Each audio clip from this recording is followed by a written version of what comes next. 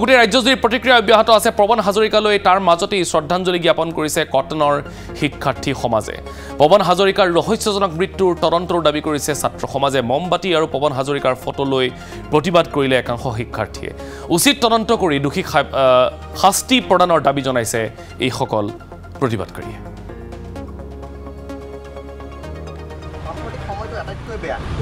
কিন্তু বাকি দুজন লোকক আটক কৰাটো বাদেই ফুটফুচ কৰাৰ বাবে এবাৰ লগ কৰা নাই সেইটো আমি আচৰিত হৈছোঁ ইয়াৰ পৰাই মান মাতিব লাগিব আমাৰ আজি যে আমি যে চাকিগছ জ্বলাইছোঁ মই ক'ব বিচাৰোঁ মোৰ ব্যক্তিগত অনুভৱ আমি চাকিগছ তেওঁক সচৰাচৰ এইখিনি সময়ত বৰ্তমান সময়ত সকলোকে আমাৰ নৱপ্ৰজন্মক গালি দি থকা হয় সামাজিক মাধ্যমত হওক সংবাদ মাধ্যমত হওক বিভিন্ন ক্ষেত্ৰত আমাৰ গালি দি থকা হয় নৱপ্ৰজন্মক যে নৱপ্ৰজন্মই নতুন নতুন কাম কৰিবলৈ আগুৱাই নাহে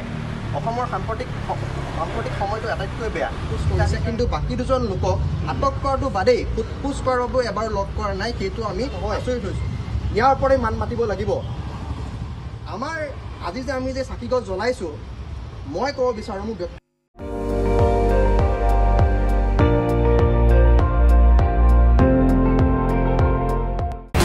আপুনি চাই আছে ND24